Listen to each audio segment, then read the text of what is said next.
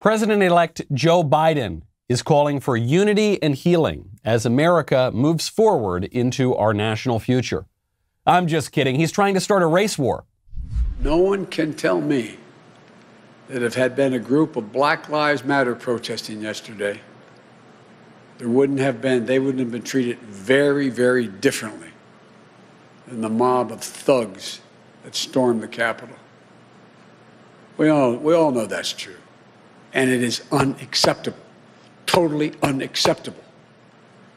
The American people saw it in plain view, and I hope it sensitized them to what we have to do. I think Joe actually has a point. Had it been BLM, they probably would have been treated differently. They would have been permitted to burn down the building, and then Kamala Harris would have raised money for their bail funds, if passed as precedent. We'll get into all of it. I'm Michael Knowles. This is The Michael Knowles Show.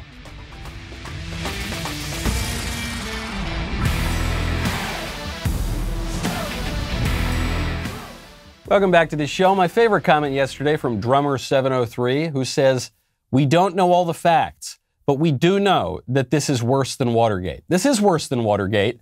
Absolutely true, because most things are worse than Watergate. I would say almost everything is worse than Watergate. Because I watch CNN, so that's what I have been told. You know, so few things are outside the realm of politics these days. I think maybe the last one that is are your pets. So you got to go check out PetSmart. Great way to keep your pets happy and keep you happy, especially during this pandemic. You can order from home. You can go pick up, curbside delivery, really terrific. From the beginning of the pandemic, PetSmart has remained open, making sure you can get everything your pet needs right when you need it at over 1,600 convenient locations.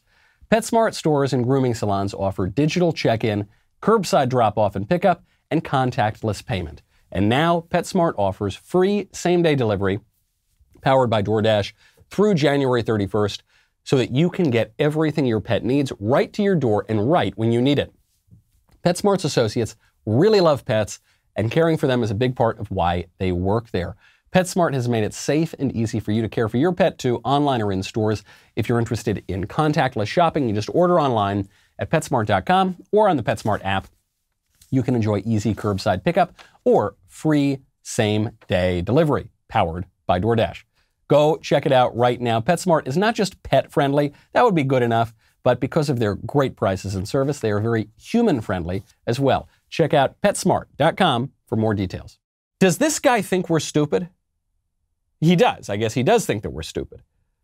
Does he think that we don't remember the last 6 months when BLM was permitted to burn down sometimes government buildings, more often private buildings, to loot basically with impunity? Very few people went to prison. And the few people that did go to prison, what happened? Joe Biden's vice president posted a fundraiser for their bail fund.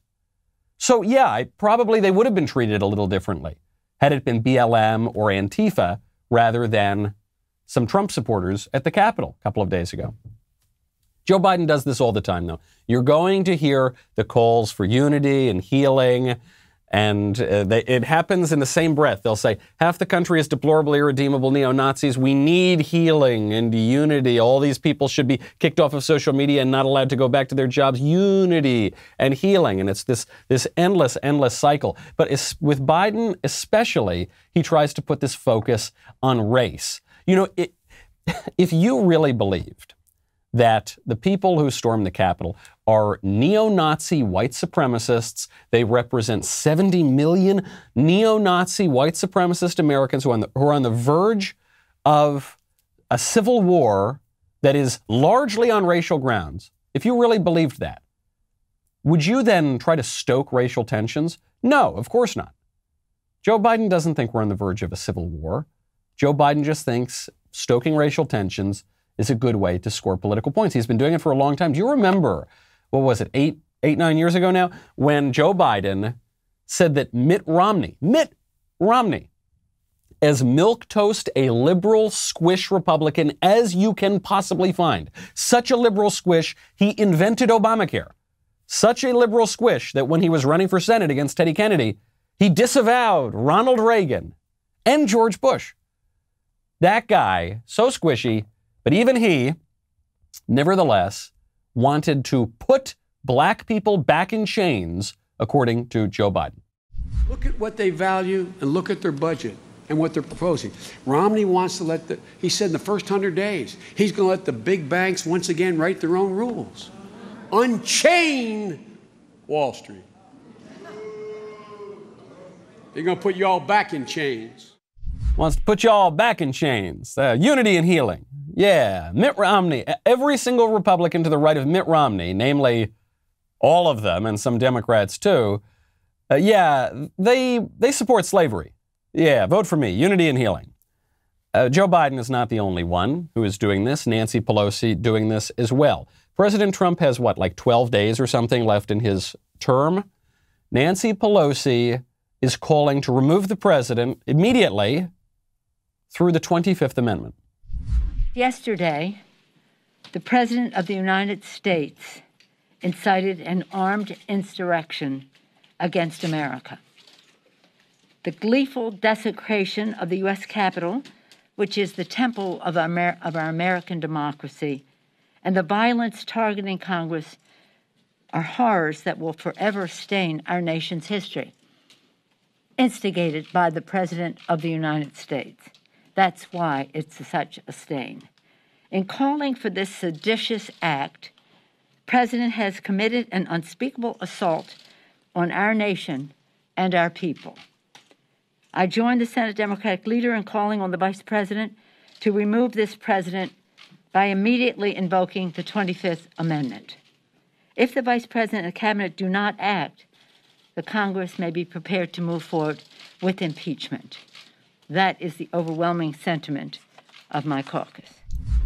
Oh, well, the overwhelming sentiment of your caucus and $1.50 will get you a cup of coffee, because that's not the purpose of the 25th Amendment, and absolutely Mike Pence is not going to invoke it. The 25th Amendment is a procedure for the removal of the president should he be incapacitated, unable to discharge the duties of his office. President Trump is discharging the duties of his office just fine. I know that Nancy Pelosi is very upset about this, but there is absolutely, talk about upsetting constitutional norms and historical precedent, there is absolutely no justification for invoking the 25th Amendment. But then did you hear what she says at the end?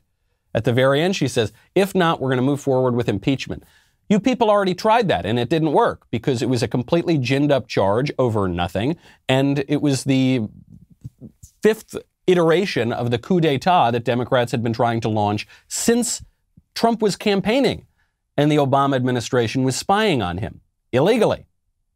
After that, they tried to, well, for one, they colluded with a foreign power, namely Russia, to put together this bogus Steele dossier to continue their legal assault on Trump. Didn't go anywhere. Mueller investigation didn't go anywhere. They cook up this Ukraine thing, didn't go anywhere.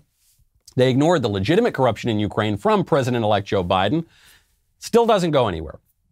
Why would they want impeachment? If you really believe that half of this country supports Donald Trump and Donald Trump's a Nazi, so therefore half the country is a bunch of Nazis, if you really think they're ready for armed insurrection, that's what they keep calling this,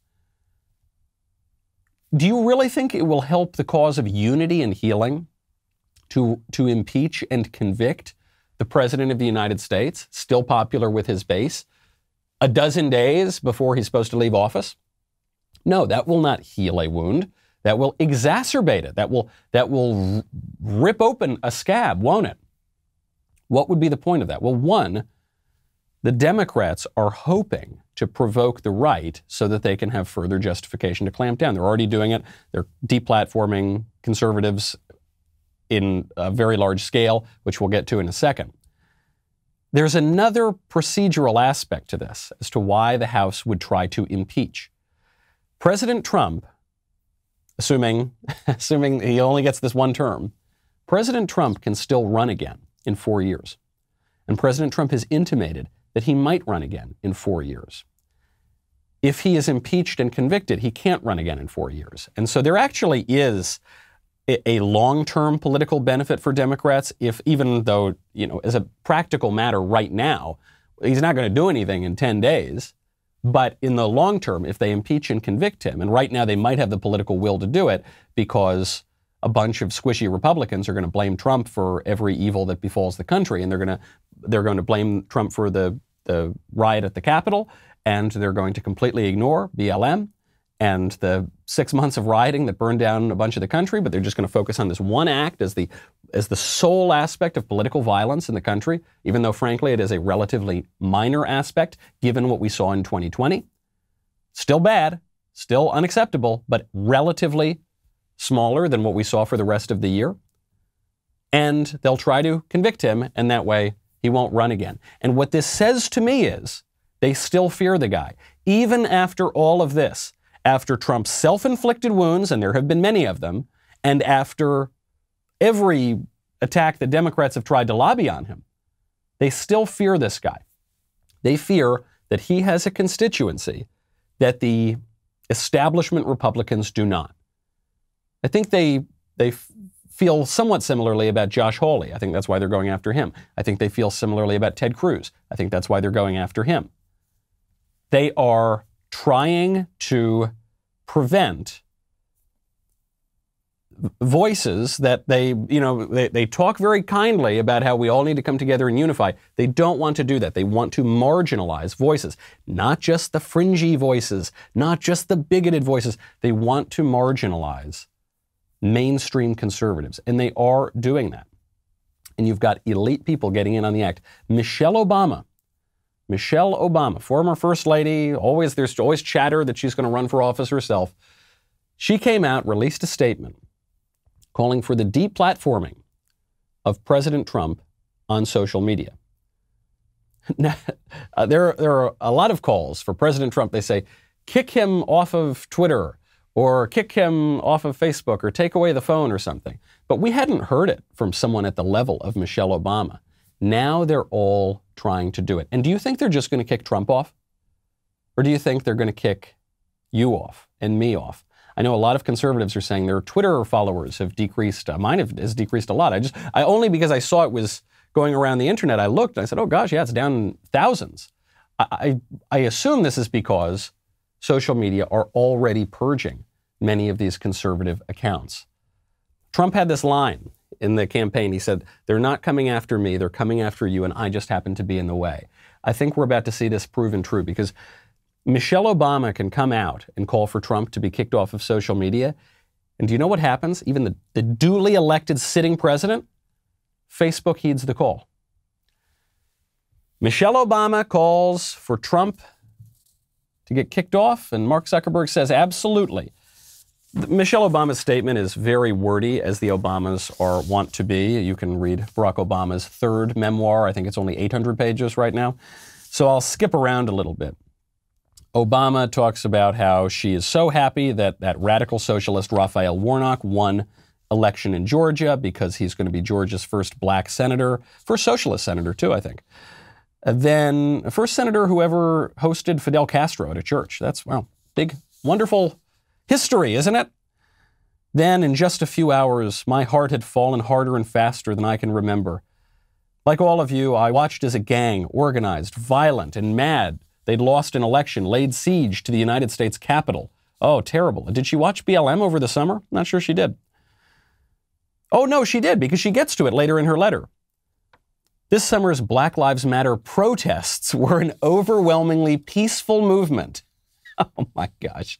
Our nation's largest demonstrations ever, bringing together people of every race and class, encouraging millions to re-examine their own assumptions. And for those who call others unpatriotic for simply taking a knee in silent protest, for those who wonder why we need to be reminded that Black lives matter at all, you know, nobody needs to be reminded of that. Yesterday made it painfully clear that certain Americans are, in fact, allowed to denigrate the flag and symbols of our nation. They've just got to look the right way. So Michelle Obama also stoking all these racial tensions, which she did for her entire public career as well. She makes the claim that Black Lives Matter is overwhelmingly peaceful. I guess I'm willing to grant that. I mean, they did torch cities coast to coast for a very long time. But sure, of the people who say that they support Black Lives Matter, I suppose it's a small percentage who get violent, right? And yet she says that here, these Trump supporters are violent thugs, a gang, criminals. She doesn't seem to afford the Trump supporters quite the same grace that she affords to Black Lives Matter, even though just as a simple matter of numbers, the Trump supporters are much, much, much, much, much incomparably more peaceful than Black Lives Matter has been. Both in the riot, even at the riot on the Capitol, compared to the torching of cities for 6 months, but also just more broadly. BLM has come out, they are an explicitly Marxist organization. They say they want to disrupt the entire society, right down to including the nuclear family, and they have used violence repeatedly. Lots of blood on the hands of BLM. She won't afford them the same grace. She won't afford Trump supporters the same grace. And then she says, here's the key. Now is the time for those who voted for this president to see the reality of what they've supported and publicly and forcefully rebuke him and the actions of that mob. Now is the time for Silicon Valley companies to stop enabling this monstrous behavior and go even further than they have already done by permanently banning this man from their platforms and putting in place policies that prevent their technology from being used by this nation's leaders to fuel insurrection. BLM, mostly peaceful protest. The riot at the Capitol, insurrection, which justifies the censorship of the sitting president himself. Facebook caved, by the way. But even before we get into that, because I think that's the great threat that we've got to look at for the next several years, I want to address this point that some people are talking about on social media, in the commentary. A lot of conservatives are pointing, as am I doing right now, a lot of conservatives are pointing out the double standard on the BLM riots, right? So we're saying, hold on, the left gets to burn down the country for 6 months. That's called mostly peaceful. Then a group of these rioters, who are right-wing rioters, it would seem mostly right-wing rioters, go to the Capitol, and this is the worst event in the history of the United States. It's a bad event, but how come one of those 6-month-long insurrections is absolutely, totally fine, wonderful, American as apple pie, but then the rowdy riot at the Capitol, that's the worst event in our history. It's like Pearl Harbor all over again. What they're saying, the left is saying, is that this is an example of whataboutism. We're talking about the Trump Capitol riot right now. We're not talking about BLM. Right, that's the point I'm making. We should be talking about BLM because it's a ridiculous double standard, and I'm not going to stand for it. Well, no, now you're engaging in whataboutism. What these people don't seem to understand, maybe they do, and they're just being cynical about it. Most accusations of whataboutism are themselves examples of whataboutism. What I mean by that is, whataboutism, for those who haven't heard this word endlessly over the past several days and weeks, is when someone accuses you of doing something and then you bring up something that they have done in response, rather than dealing with the accusation they're making. Now, in this case, we're saying there is political violence in this country and it's the Trump supporters. It is not whataboutism to come out and say, well, actually, the riot at the Capitol follows 6 months of nationwide political violence by the left, which was actually encouraged not just by these crazy fringe people on the ground, but encouraged by elected Democrats and members of the media. While the riot was going on, Trump was telling them to stop it and go down and be peaceful. But while the BLM riots were going on, the leading leftists were encouraging it. Well, that's whataboutism. It's not whataboutism. When people bring up whataboutism, what they're saying is, it would be as though you began the conversation from saying, hey, that BLM stuff is pretty bad. I'll say, look, we need to talk about whataboutism. Well, okay, the whataboutism charge is the whataboutism. And I don't want to hear it. Because any conversation that any leading left-winger, or right-winger for that matter, wants to have about what happened at the Capitol, if that conversation does not include the 6 months of egregious nationwide political violence from the left that were going on right up until the election, and then the left won the election, so it went away. If it does not include that, I don't want to have that conversation. I don't think that's a good faith conversation. I don't think that's a good faith debate. I don't think any of these people are playing in good faith. And some Republicans, some conservatives are falling for this trap, and it's absolutely pathetic because it's going to get a lot worse and it's going to affect everybody. Facebook heeded Michelle Obama's call. They have now banned Donald Trump from Facebook and Instagram. From Zuckerberg, quote, "We believe the risks of allowing the president to continue to use our service during this period are simply too great. Therefore, we are extending the block we have placed on his Facebook and Instagram accounts indefinitely and for at least the next 2 weeks until the peaceful transition of power is complete." So, big tech, in collusion with the liberal establishment, Michelle Obama, hard to get more liberal establishment than that, is now banning, censoring the duly elected president. Nobody has elected Michelle Obama.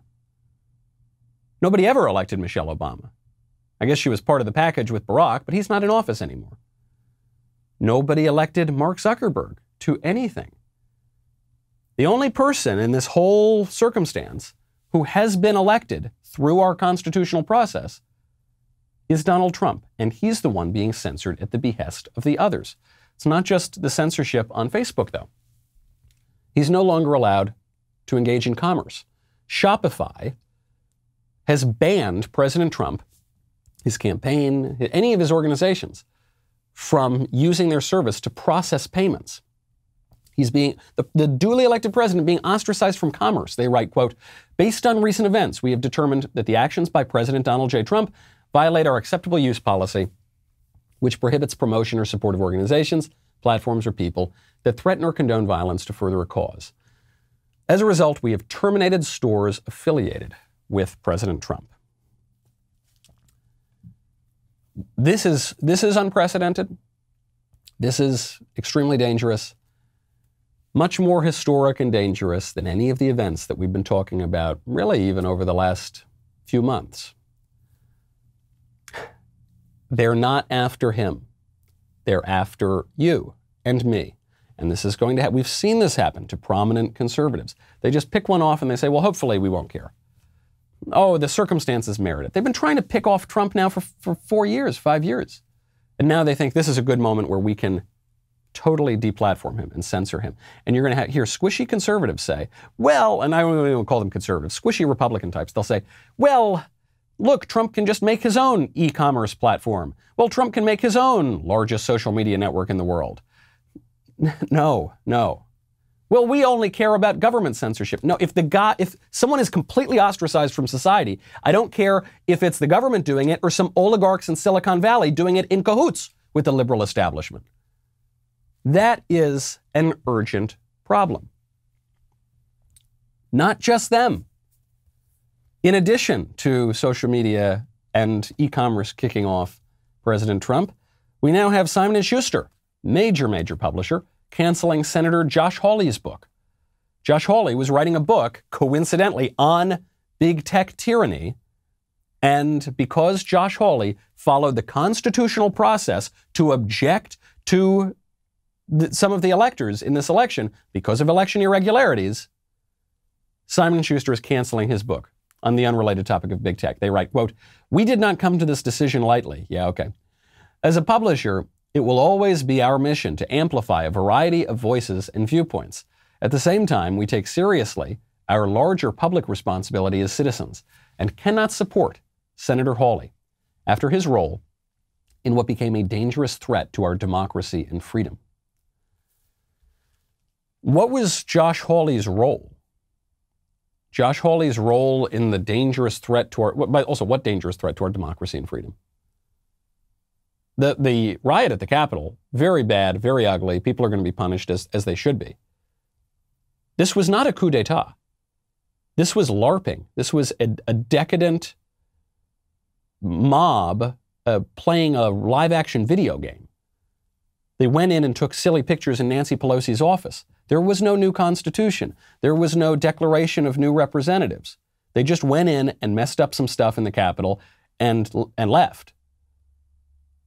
The threat to our democracy? What, like this is the Russian Revolution or something? Give me a break. This is an excuse by Simon & Schuster to ban conservatives. What did Hawley do? Did Hawley go out and say, Because frankly, if Josh Hawley went out there and said, hey, we need to go storm the Capitol right now, I actually could understand the decision. It's pretty bad stuff. You don't want to be associated with that. But that's not what he did. He followed the constitutional process to challenge electors after an unprecedented election in which all of the safeguards of election integrity were upended weeks and maybe months before the election. We've never seen anything like it. In certain cases, in Pennsylvania notably, in explicit violation of the state constitution. Yeah, I think it's okay to object. I think it's okay to follow the legal process in that case. Nope. Not according to Simon & Schuster.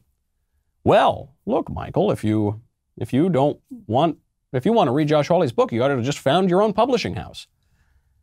No, this is so profoundly naive. It's the result of years and years of right-wing capitulation and buying into a shallow, sort of quasi-libertarian argument that the political realm is really, really small and private people ought to be able to do whatever they want to do at any given time without any restrictions. It's the result of a fundamental misunderstanding of what the Founding Fathers meant when they talked about liberty, which they said time and time and time again is not licentiousness. Liberty is not just the ability to exert our will however we want, pursue our appetites at any given time, regardless of justice. Liberty, true liberty, is the freedom to do what one ought to do. That is what liberty is. Lord Acton himself put it that way. If we live in a society where the laws, they're basically okay, but we can't go to work, we can't go to church, we can't engage in any sort of commerce, we can't talk to anybody, what are our rights? Well, no, it's okay. It's only Shopify infringing on it. It's only Facebook. It's only the people who control the public square. They're the only ones infringing on it. It's fine, right? No, I don't think so. Shows you how inverted our understanding of power is in this country. We don't think this. I think we know better. But the left, what they pretend is Donald Trump, he's the ruling class. He's the man. Donald Trump has barely any power, and he barely ever did. And he won his election in 2016 on a fluke, and they sure weren't going to let him do it again. The liberal establishment is the ruling class. Big tech, big media, big university, right? Big education, big bureaucracy. You know, the people who tried to subvert the presidency for 4 years. All these institutions. That's the ruling power in this country. Josh Hawley doesn't have any power. Donald Trump barely has any power. We have this very inverted sense of things. You heard Joe Biden say, well, if it had been BLM, oh my gosh, it would have been a massacre. BLM burned the country down for 6 months. Nothing happened to them. They were treated with far less harsh policing than the right-wing rioters were. Kamala Harris raised money for their bail funds. You often hear, this is the canard of the left that you hear when they're race hustling. You always hear about white privilege. White privilege. Well, another crazy white lady has been pretending to be a different race now for years. Prominent human rights attorney has been posing. Her name is Natasha Lycia Ora Banan. That's, I guess, the name she goes by. She's been posing as a Latina woman for years, claiming to be Puerto Rican and Colombian. She's not. She's just a white lady. So weird. It's so weird how, with all this white privilege going around, you have this lady and Rachel Dolezal and that other crazy lady who was a professor and all of these white people pretending to be other races. Linda Sarsour, when she was asked why she put the hijab on. Linda Sarsour is an Islamist activist. Linda Sarsour said, because without the hijab, I'm just another white lady in New York. She tried to promote the creation of a new racial grievance group called Middle Eastern North African, or MENA, because historically Arabs are categorized as whites in the United States. If there's white privilege, wouldn't you want to remain in the privileged group? Maybe the privilege cuts a different way. But I have to tell you, there is some really good news. We can't leave without discussing this. Axe body spray is condemning the violence. You know, the thing that like 12-year-old boys spray on themselves? Axe says, we'd rather be lonely than with that mob. Axe condemns yesterday's acts of violence and hate at the Capitol. We believe that the democratic process and the peaceful transition of power are very important. So glad they finally, I was waiting with bated breath on them. Frankly, Dunkaroo's silence on this topic is deafening. Isn't it kind of weird how the resistance includes all of corporate America, all of the educational institutions, all of the media, all of big technology, like everybody? Isn't that weird how that's the resistance? It's almost like they're not the resistance. Almost like they're not the resistance. We have got to get to mailbag. First, I should note, though, actually the biggest news of the day, President Trump came out. He's condemned the riot at the Capitol. He has said that he thinks there was a lot of election irregularity. He's not saying this is stolen. He's just saying that it was very, very unfair. But he is saying that he will commit to the peaceful transition of power. It was an excellent speech. He had to give the speech. It was very presidential. It, I think, allays any fears that he should be removed through the 25th Amendment or impeachment or anything like that. And he says he might be back. And maybe that's why Nancy Pelosi is going to try to impeach him too. They're going to heal and unify as best they can, and they're going to muzzle Trump to do it. You know, there's a reason why the media create narratives about conservatives. It has to do with culture, which shapes our political opinions, and which is shaped by the content we consume. For a long time, conservatives have ceded creative ground to the left. It has resulted in a culture that dictates political correctness over freedom of thought. So we are pushing back against cultural blacklisting. On Friday, January 15th, Daily Wire is releasing its first feature film, Run, Hide, Fight. This will be exclusive to Daily Wire members. Run, Hide, Fight is not particularly political, but it is intense. It's got a powerful message. The movie follows a high school sieged by a quartet of school shooters when one young girl, 17-year-old Zoe Hull, uses her wits and survival skills to fight back. To mark the release, we will be doing a live stream premiere the night before on Thursday, January 14th, during a special episode of Backstage featuring Jeremy Boring, Ben Shapiro, and special guests. Come join us as we put the culture back on our own terms. Head to dailywire.com. We'll be right back with the mailbag.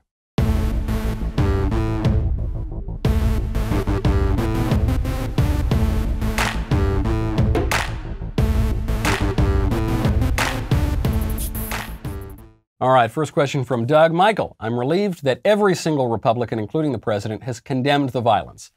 When do you think that Democrats will finally condemn the violence from Antifa and BLM? Also, how long until these riots are used to push gun control? Thanks. Before they're used to push gun control, they're going to be used to push speech control. And they already are, and they're censoring the president. You will never hear the media condemn the BLM riots. This is something that really bugs me a little bit about the right. I guess it's sort of to our credit that we'll call it straight and we'll say, yeah, riot at the Capitol, very bad. BLM also very bad. You'll never hear that kind of fairness from the left. What gets me though, and some conservatives are guilty of this, they'll go on and on about it. They'll say, oh my gosh, the Capitol, no, it's the worst thing that we've ever seen. It was very bad, no question about that. But we're not going to get credit from the left, certainly, for condemning it. It's right to tell the truth and say, this is good and this is bad. But we're not going to get credit from the left, no matter how much we plead. And it's important to put things in perspective. It's kind of why I'm defending whataboutism today. Not real whataboutism, but the context and the pointing out of hypocrisy that people call whataboutism. Any discussion of what happened at the Capitol without a reference to Black Lives Matter is frankly dishonest. And I think conservatives ought to wake up to that. From Brian, what would be the media narrative right now if the election went the other way and that was an unarmed black male climbing through that window who was shot and killed instead of this woman, Ashley Babbitt? Could you even imagine? Well, first of all, if the election had gone the other way, there obviously would be much more widespread left-wing violence. Just look at the cities before the election. Cities boarded up their windows Why did they do that? Why did Los Angeles board up its windows? Why did New York board up its windows? Why did D.C. board up its windows? Did they do it because of all those Trump supporters in those extremely left-wing cities? Did they do it because they thought Trump supporters were going to riot and loot the shops? No. They did it because they knew what BLM would do because they'd been doing it for 6 months rather. And what Antifa would do, they've been doing it longer than 6 months. So no question about that. Same is true of the woman who was killed. Very, very sad that this woman was killed, Ashley Babbitt. This is why you don't riot in the Capitol. I mean, this, you're putting yourself in a dangerous situation. And I suspect a lot of people who were there thought, well, look, these police went so easy on BLM. There's no way that they would go harsher on us. I don't know about that. But I do know if you have somebody like George Floyd, who, he's got a rap sheet, a decade long or something, and he is truly, he is presented as the symbol and the martyr of the BLM movement now. Or even somebody like Jacob Blake. Jacob Blake is, there's just, at least with George Floyd, you could say, well, maybe the police officer should have gotten up sooner and maybe he wasn't taking, and maybe the whole situation was a little strange. Jacob Blake, it's like an open and shut case. The guy was refusing arrest. The cops were called because he was allegedly sexually assaulting this woman. He walks out. He won't surrender. He's getting tased. He keeps walking and he reaches for a knife on the cops and finally they shoot him. And even he's called an unarmed black man and an act of injustice by the Washington Post. You're still seeing this kind of nonsense. So of course, it's certainly, I guess you'd say it's a double standard, but that's not what the left would probably just say is what Herbert Marcuse wrote in the 1960s. He's called the father of the new left. He wrote an essay called Repressive Tolerance. And he was very honest. He said, liberating tolerance means that we need to censor the right and we need to encourage speech on the left. And I think that's what they would believe. And that's not exactly hypocrisy so much as hierarchy, as the law professor Adrian Vermeule would sometimes say. It's hierarchy. And, Marcuse was very honest about it. And I actually sort of think if you want to fight back against leftist politics, political correctness, wokeism, cancel culture, use whatever term you want, you actually would do very well to read these left-wing intellectuals. I think they actually understand this sort of stuff. Speech, censorship, politics. I think they understand it a lot better than the right does. And we should maybe take some notes.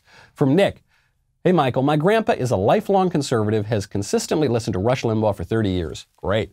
He is convinced there is no saving the U.S. now that Biden-Harris have seemingly won.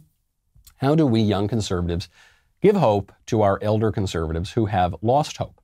Or is hope lost? A great priest friend of mine has this famous saying where he says the difference between a Scottish optimist and a Scottish pessimist is that a Scottish pessimist says things can't get any worse, and a Scottish optimist says, oh, yes, they can. And I think conservatives are kind of like this too. Conservatives know that things are going to get much, much worse. And it kind of cuts away at this distinction between optimistic and pessimistic. There's hope, but our hope ultimately is not in this world.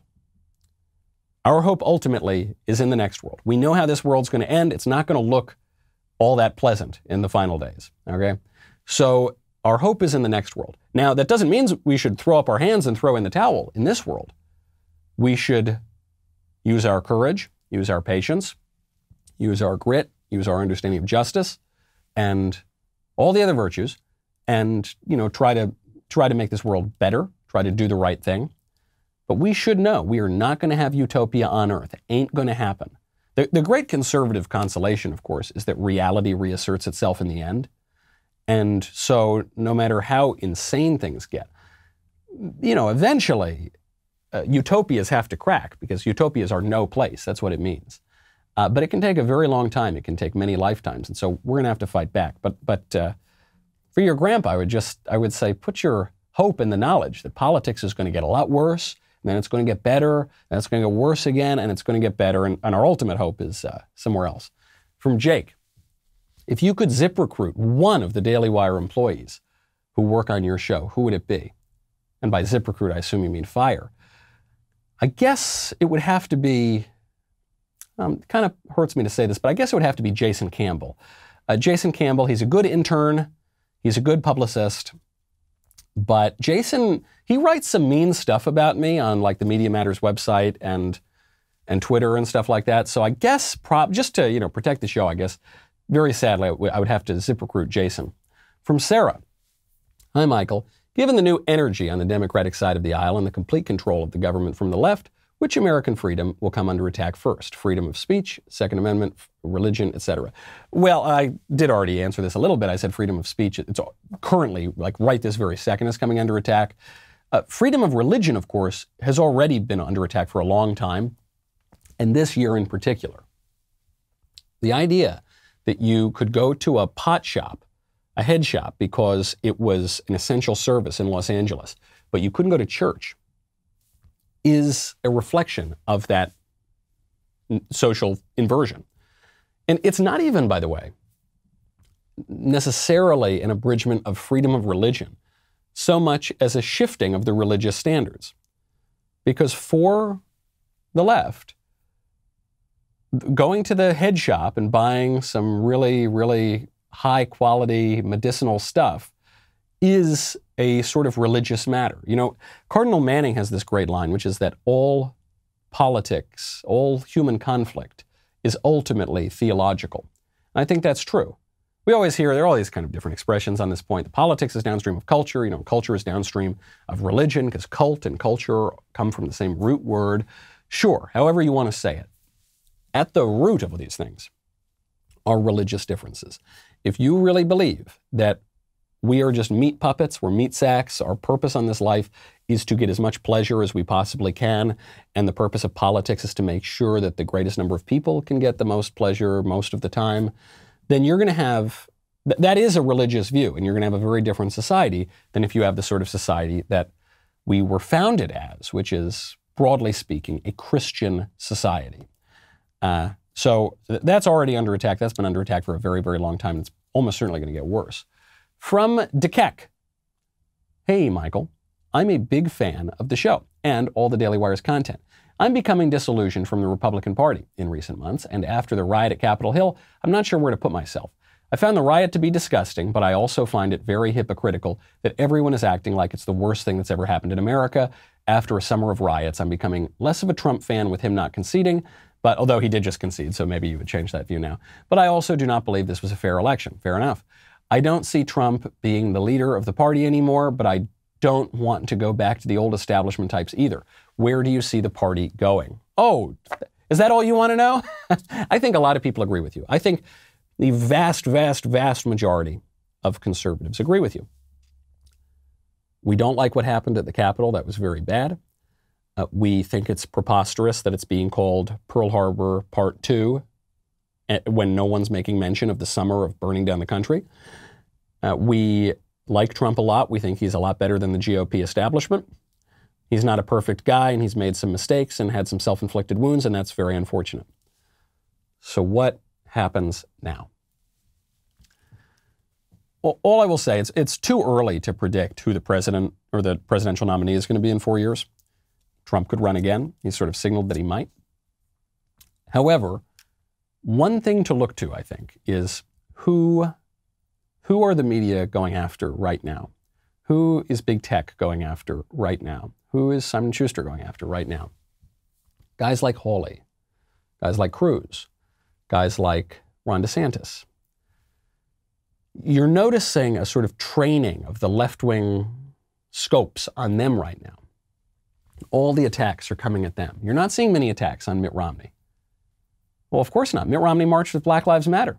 And now he's getting out there and lecturing all those Republicans and all those Trump supporters, lecturing his colleagues in the Senate. Mitt Romney has affiliated with a far more violent, far more radical, far more anti-American group than anything we've seen in recent weeks. And yet, he's going to get the credit as the adult in the room, the really important, serious Republican. The future is not him. The future never was that guy. That guy's a joke. The future is going to be the guys who you can tell by their enemies, who you can tell by the people going after them. Who is it going to be in particular? I couldn't tell you that. It's just so early. Would you have picked Donald Trump in 2012? Very few people would have done that. But I do think that's going to be the principle by which we're going to figure out who it is. From Bryce. Hey, Michael, I'm in RCIA, Rite of Catholic Initiation for Adults, preparing to be baptized this Easter season, thanks in no small part to you and Matt. My question is, if the Jesuits are the order that tends toward the liberal side of the church, is there an order of priests that is the ultra-conservative side of the church? I want to help build orthodoxy in the faith. What can I do as a member of the laity? Love the show. Thanks. You know, it's too bad. The Jesuits used to be pretty good, and then, in recent years, a lot of the more prominent, kooky types of priests have been Jesuits, very Jesuitical. Some great words. Well, first, you got to check out the Priestly Fraternity of St. Peter, FSSP. Very conservative, wonderful organization.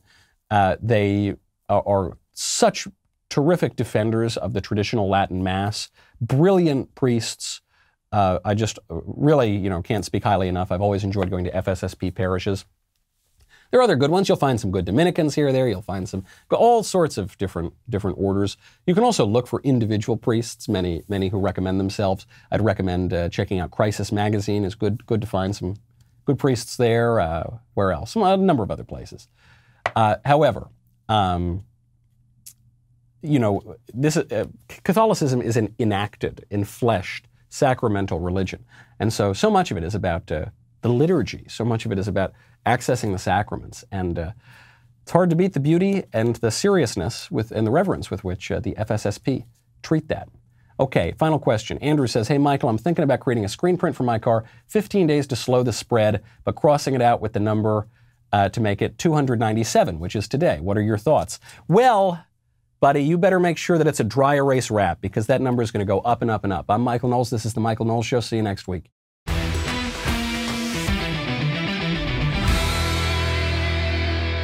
The Michael Knowles Show is produced by Ben Davies, executive producer Jeremy Boring. Our technical director is Austin Stevens. Supervising producers Mathis Glover and Robert Sterling. Production manager Pavel Vidovsky. Editor and associate producer Danny D'Amico. Audio mixer Mike Coromina. Hair and makeup by Nika Geneva. And production assistant McKenna Waters. The Michael Knowles Show is a Daily Wire production. Copyright Daily Wire 2021. Today on The Ben Shapiro Show, President Trump acknowledges his defeat and pledges a peaceful transition of power, and Joe Biden and Kamala Harris, they completely destroy any possibility of unity just right away. Tune in to The Ben Shapiro Show today.